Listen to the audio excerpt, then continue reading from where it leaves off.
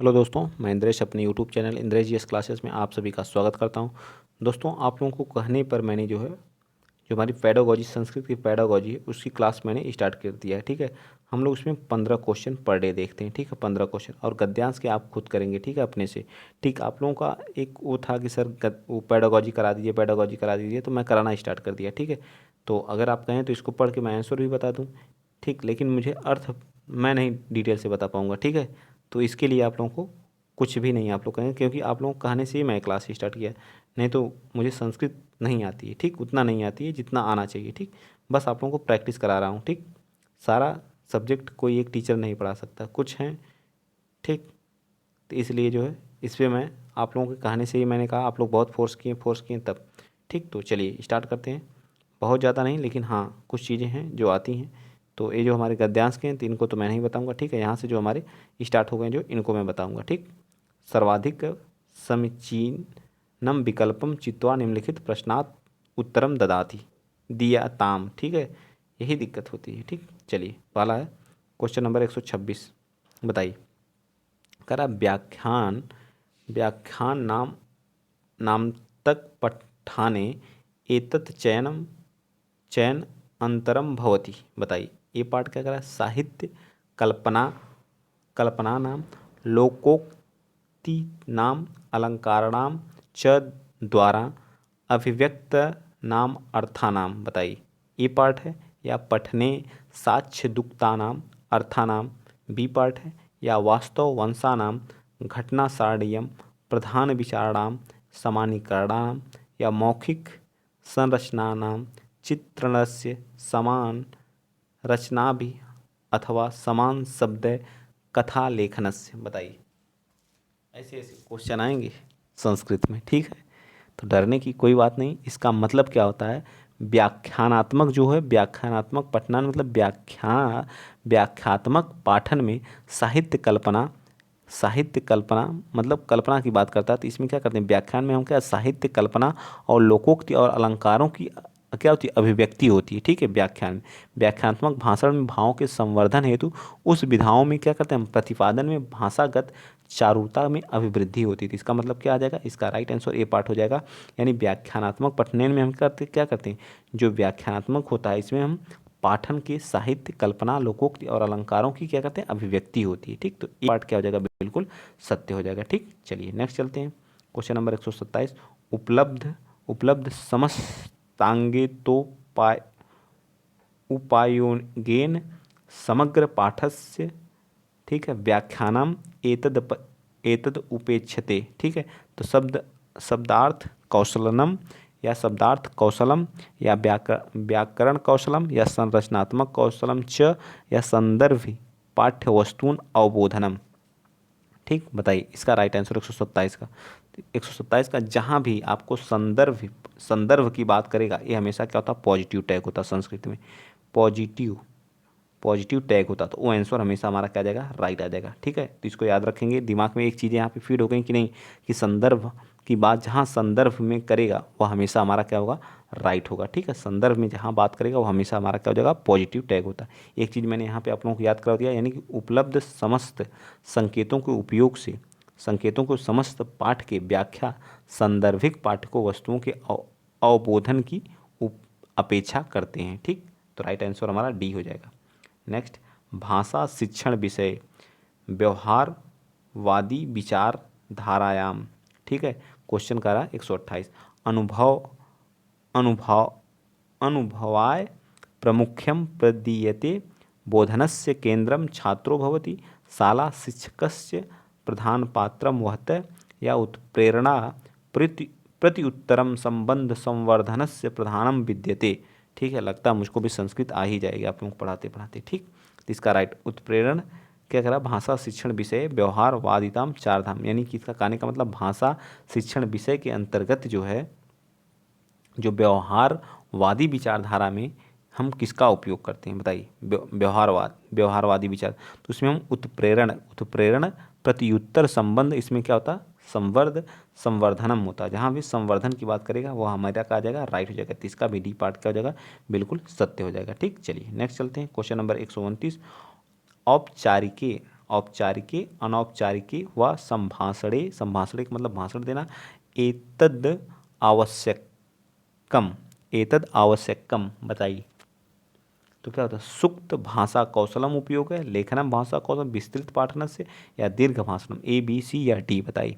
129 आसान होता है, बस एक दो बार पढ़ेंगे चीज़ें याद हो जाएंगी। थोड़ा सा इसमें लेंदी लिखा रहता है, इसका कहने का मतलब क्या है, जो औपचारिक एवं अनौपचारिक संभाषण में सुक्त होता, सुक्त भाषा कौशल का उपयोग आवश्यक होता है। सुक्त भाषा, औपचारिक अब याद कर लेना आप लोगों को, औपचारिक जहाँ पे होता, औपचारिक जहाँ भी लिखा आएगा औपचारिक, अब प्लस अनौपचारिक, अनौपचारिक, अनौपचारिक, अनौपचारिक भाषण में हम किसका उपयोग करते हैं, सुक्त कौशल का उपयोग करते हैं। ऐसे करके नोट बना लिए, सुक्त भाषा कौशल का उपयोग करते हैं, सुक्त भाषा कौशल का उपयोग करते हैं। बस संस्कृत में ये चीज़ें तैयार हो जाएंगी।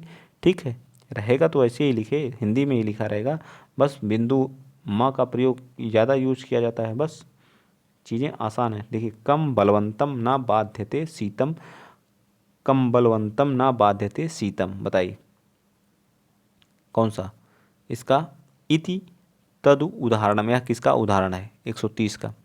कौन ऐसा बलवान है जिसे शीत बाधित नहीं करता, इसका कहने का मतलब शीत बाधित नहीं करता, कोई ऐसा बलवान बाधित नहीं करता, कोई ऐसा बलवान नहीं जिसे शीत बाधित नहीं करता। इसमें जो है सभंग श्लेष है, क्या है, सभंग श्लेष है, सभंग श्लेषस्य क्या है, सलम, ये हमारा ए पार्ट इसका राइट हो जाएगा। बस इतना याद रखना है।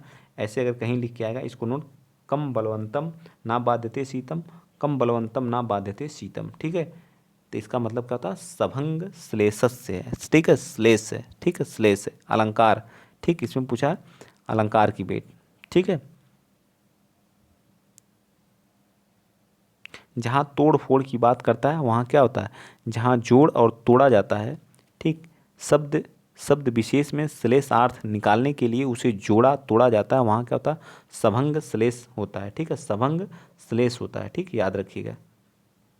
जैसे चिर ज्यों जोरी जुरे, क्यों न स्नेह गंभीर, को घटिके ब्रिज भानुजा, वे हलधर के वीर, इस तरह के भी पूछते हैं। ठीक, विचार मंथन यानी ब्रेन स्टॉर्मिंग जिसको बोलते हैं, स्टॉर्मिंग सब प्रयोजनम भवति, किसका प्रयोजन है बताइए। यदा सुविचारेण बहिर्गयन्तु मिष्यते, या यदा चिंतन विधनानि स्थापितानि, या फिर सी कह रहा है यदा मूल भूत विचार प्रचारयितुम इष्यते, या फिर कह रहा है डी यदा विषयाभिवीक्षणे सृजनात्मकम विधानाम संवर्धनम उपेक्षितम बताइए कौन सा है right answer, A B C या डी। 131 का, तो 131 का राइट आंसर क्या देगा, जहाँ भी सृजन की बात करेगा वो भी हमारा क्या होता है, हमेशा पॉजिटिव ही होता है। ठीक है, पॉजिटिव संवर्धन, तो डी पार्ट हमारा क्या जाएगा, बिल्कुल सत्य आ जाएगा। चलिए नेक्स्ट चलते हैं, क्वेश्चन नंबर 132। आज का क्वेश्चन है अच्छे संस्कृत के। देखिए ऐसे ही क्वेश्चन आएंगे जो सीटी उसमें जो है सी टेट में। ठीक, शिक्षण से आरंभ बिंदु प्रवर्तयितुं छात्राणाम अवबोधन दौर्बल्य गवेषणाय क्रियामणां मूल्यांकनम भवति बताइए। निदानात्मक, सत्रकृतम, सृजनात्मक या संगलनात्मक बताइए कौन सा। शिक्षण से आरंभ प्रवृत्ति छात्राणाम अवबोधनम दौर्बल्य गवेषणात्मक क्रियात्मक मूल्यांकनम भवति, मतलब कैसे मूल्यांकन किया जाता है, तो कौन सी होगा बताइए 132 का। तो ये बात तो निदानात्मक, ऐसा मूल्यांकन क्या होता है, निदानात्मक कहलाता है। ठीक है, 132 का इसमें कह रहा है कि शिक्षण के प्रारंभिक अवस्था में हेतु छात्रों के अवबोध की जो दुर्बलता के मूल्यांकन में निदानात्मक प्रक्रिया क्या होती है, सहायक होती।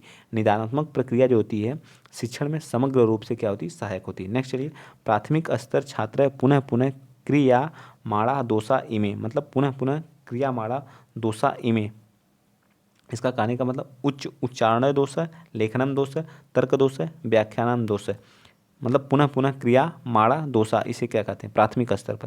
क्वेश्चन नंबर 133 का, यानी कह रहा प्राथमिक स्तर पर छात्र में उच्चारण दोष प्रायः देखा जाता है। प्रारंभिक सीखने की अवस्था में यह जो सामान्य दोष है बच्चों में पाया जाता है, इनके साथ बोलकर शब्दों के उच्चारण का बोध कराया जाना है हमारा क्या कहलाता है, अभिष्ट कहलाता है। इसे क्या कहलाते हैं, या क्या कहलाता है हमारा उच्चारण दोष कहलाता है। क्या कहलाता है, उच्चारण दोष कहलाता है। नेक्स्ट आ जाइए, मूल्यांकनम नाम, मूल्यांकनम नाम क्या है?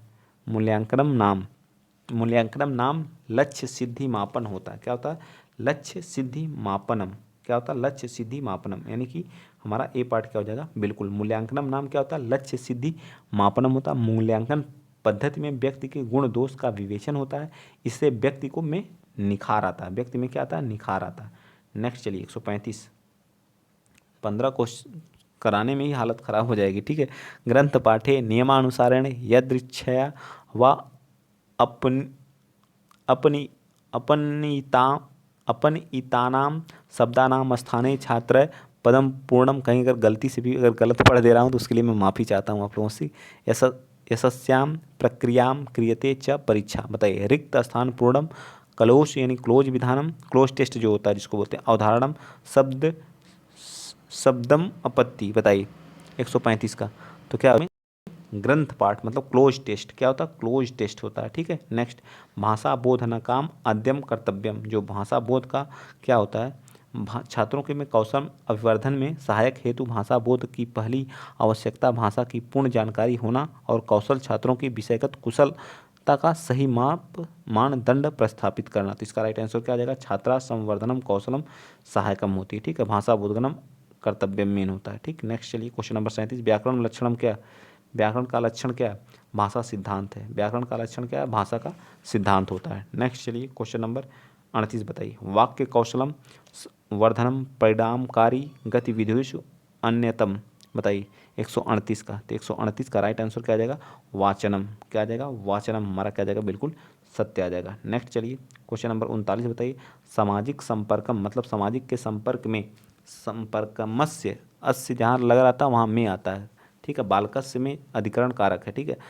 यहाँ संस्थापनाय संरक्षणाय च भाषाया उपयोग एवं अभिधीयते। बताइए 138 का राइट। भाषाया संवादात्मक क्रिया, औपचारिक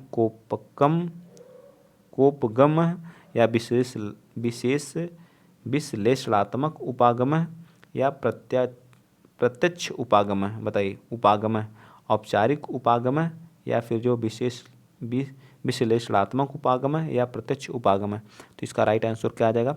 139 का। बताइए 139 का ए पार्ट भाषा संवादवादिकम क्रिया, ठीक है। अस्मिन लास्ट है, बताइए क्या करा? अस्मिन वादे संज्ञानात्मक संवर्धनम भाषा अभिव्यक्त पूर्ववर्ती भेदम इति परिगम्यते। बताइए गम्यते है, ठीक है। बताइए 140 का। तो इसका आ जाएगा पियाजे महोदय पद्धति। संज्ञानात्मक विकास की अवस्था को कौन बताया था? तो पियाजे ने ही बताया था ना, ठीक है। तो आज के लिए इतना ही। वीडियो अच्छा लगा तो प्लीज़, कोशिश तो मैं कर रहा हूँ आप लोगों को संस्कृत का प्रैक्टिस देने की, ठीक है।